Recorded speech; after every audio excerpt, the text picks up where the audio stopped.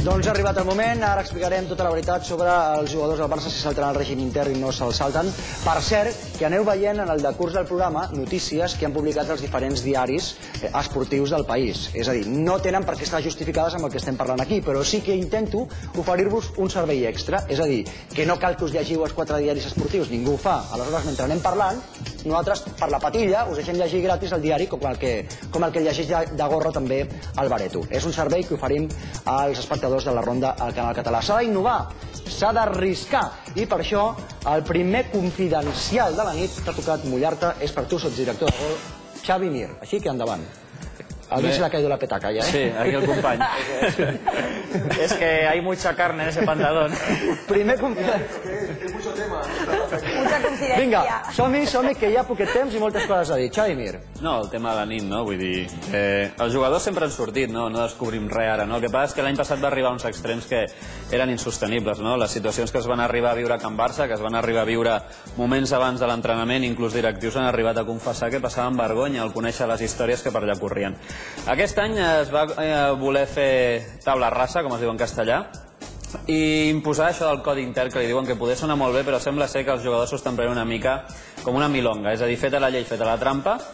Els jugadors continuen sortint, són joves, tots són joves, qui més qui menys surt, i escolta, mentre no afecti el rendiment... Però, a veure, Mir, surten més o menys que la temporada passada? No, vull dir, més que els hàbits s'han canviat els rols, és a dir, qui més qui menys ja coneixia els locals per on solien anar, hi havia una llista tancada i aleshores el que busquen és confidencialitat, busquen discreció i poder ja no se'ls veu tant a locals públics i tendeixen més a anar a cases de particulars, en aquest cas de la pròpia plantilla, i allà fan la seva festeta, les seves coses. Pero la pregunta es directa, Federico Wiener, ¿salen más o menos o igual que el año pasado? Porque parecía que con lo del régimen interno se tendrían que acongojar. Si yo te digo igual, vende menos, pero la realidad es que si te digo igual, salen mucho, porque salen igual que el año pasado y ya era demasiado para lo que es un entrenamiento de un profesional. Yo creo que realmente el Barcelona en este sentido tendría que tomar medidas de verdad cuando se vea que afecta a la plantilla. Hay que estar atento. ¿Por qué? Porque, por ejemplo, el Hotel Ars de Barcelona hay que ponerle un candado en la puerta, viejo. ¿Y eso? Porque es Vox Populi, que muchos futbolistas acuden allí. ¿Por qué? Porque se les brinda la confidencialidad adecuada y tal, y se ha visto en diversos comentarios que se han hecho. O sea, estas cosas el Barça las tiene que controlar un poco y las tiene que manejar mejor. Andrea és amiga dels jugadors. Jo no et preguntaré si has estat o no has estat a aquestes festes, però... No he estat, pero yo te digo una cosa. Vale, cerramos el Hotel Ars, llámale Hotel Ars, llámale... Siguiente. Chicos, 23 años, 24, me ha gustado lo que has dit aquí, al sentit de que mentre que no els afecti en el plan del que és el joc, el camp, per mi perfecte, no deixen de ser nois joves. Ara, en el moment que fallen i tal, doncs sí, són nois que estan cobrant molts calés, si són responsables per posar la maneta, són responsables per donar la cara.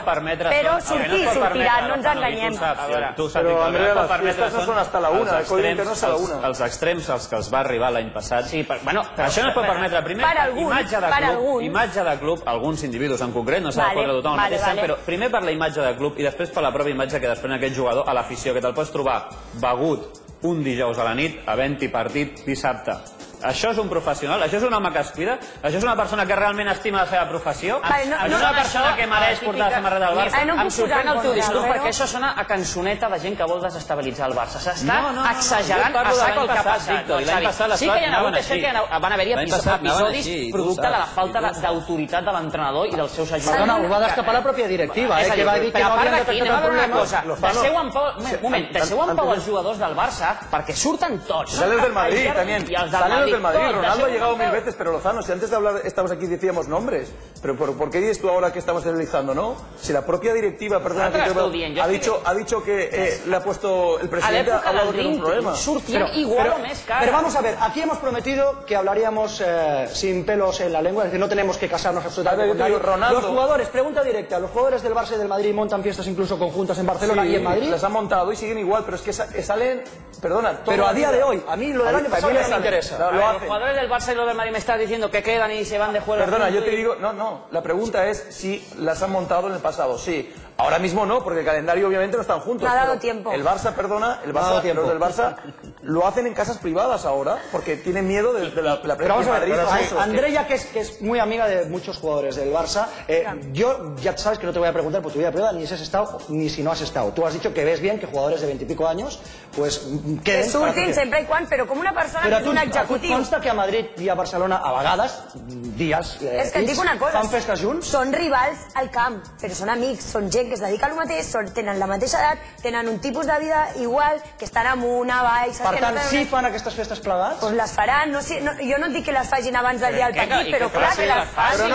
Escúchame, hace 3 meses antes de irse de Barcelona, Maxi López salió en Argentina contando que él le había invitado a Ronaldinho cerveza en su casa, justamente en una fiesta que había organizado el brasileño. Ahora, ¿en la fiesta en casa de Ronaldinho? Sí, esto lo contó él a un periódico en Argentina y es Voz Populi. Lo que pasa es que acá no ha repercutido. Pero en casa de cada uno hace lo que quiere. Pero si está perfecto. A ver, aquí nadie es un samaritano que va a venir a decir, no, todos al convento, concentren las 24 horas del día, porque justamente es futbolista para vivir la vida. Vol dir tota la veritat, és a dir, quan un jugador surt i no afecta el rendiment de l'equip, perfecte. Jo és que seria el primer que m'agradaria amb ells a prendre una copa. Però ha passat que alguns jugadors del Barça la temporada passada, i per això s'ha rebotat tant la directiva, dies cabdals hi ha hagut gresca. Va passar a la final de la Supercopa a la final de la Supercopa d'Europa, la nit abans de jugar el partit van haver-hi 2 festes a Mònaco.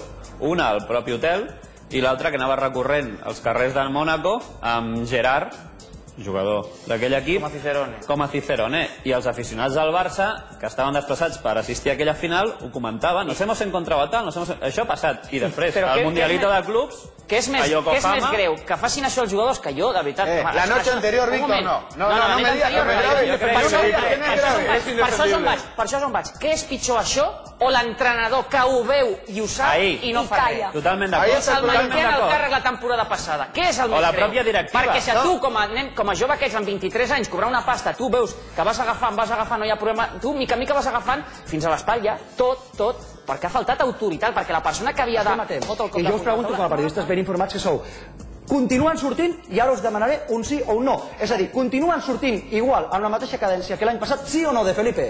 Un poco menos. Un poco menos. Mir, más, menos o igual? Més discreció. Més discreció, però continuen sortint.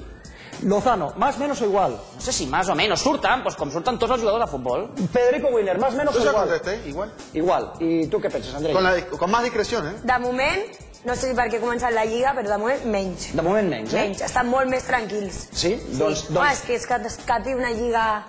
aquí a la cara. Que és igual que surtin o no, que rendeixin el terreny de joc, que m'és igual que facin la seva vida privada. Que no és igual, Víctor. Deixeu ja tranquil els jugadors del Barça. Todos decimos aquí, todos menos tú, decimos que no se puede salir. Tú estás diciendo que sí, pero que no. Coño, a ver, salir, Pedro, salir se puede. Lo que ocurre es que hay momentos en los que no es conveniente salir. Obviamente, el día anterior porque como profesionales... Pedro, a ver, tú no escuchas, es que a veces creo que llevas tapones en los oídos. No, es que tú, perdona, no te mojas. O estás a un lado o en otro. ¿Cómo que no? Todos decimos... Albert, más que me mojo yo. Destabilizar. No es destabilizar, es decir la verdad. Decir que han salido, mucha gente en locales, la gente los ha visto, ha salido la propia directiva. Pues lo hablamos del tema y punto. Pues ya está, pero no hay que condenar, ni vilipendiar, ni la ningú diu que no, no diuen que sí, però que no. Hi ha molt glamour, hi ha molta noia maca... Evidentment, no, mal gust no tenen. Hi ha molts nois, són joves, són solters, han de disfrutar i visca les nenes guapes, que les nenes aquestes sí que no s'ho pensen 2 vegades, que cada cara els hi veuen una visa, saps? El que no saben és que el dia següent potser molts no se'n recorden ni com es diuen i elles només se'n recorden de que eres una base a la lista, saps? Sí, però aquestes noies... Hi ha molta tonta, Hi ha molta tonta. I hi ha algunes que han anat passant d'un altre jugador, també, i que és igual. Ahora hay mucha lista, Andrea, porque luego sale en la interview. Yo he sido novia de jugador... Pero ahí viene... No, pero ahí viene... Depende de tus aspiraciones. Porque para mí, ser, mira, soy la 101, no sabe ni cómo me llamo, ya te pierde respeto, porque en el momento que se ha acostado... Eso, si es una cosita de estas de fiesta rápida, te pierde el respeto, ya asumas, y al día siguiente, ¿qué te haces? Una interview, te ganas un dinero y ¿qué? Ya eres la que tal, no, yo soy yo. Y si un día me acosté con tal, me acosté con tal, ¿no? O sea, que eso de que ganan o pierden viene mucho según las aspiraciones de cada persona. ¿Y en estas fiestas los jugadores entran a las chicas o las chicas directamente a los jugadores? Que a mí me gustaría que esto no pasara sin ninguna dificultad, ¿no? Las dos cosas. Albert, sisplau. O sigui, ells tenen les nenes que saben que més o menys tal, i després hi ha les nenes que s'enteren perquè tal i tal i tal, i bueno, a la porta fan el que sigui per colar-se el que faci falta. Consti que jo estic d'acord en que facin aquestes coses, en que surtin de nit, perquè a veure, el que passa que no estic d'acord que ho passin si és abans d'un partit o dificultar l'equip. Però a veure, con 23 años, con los bolsillos llenos de pasta y con la facilidad de ligarte a un pibón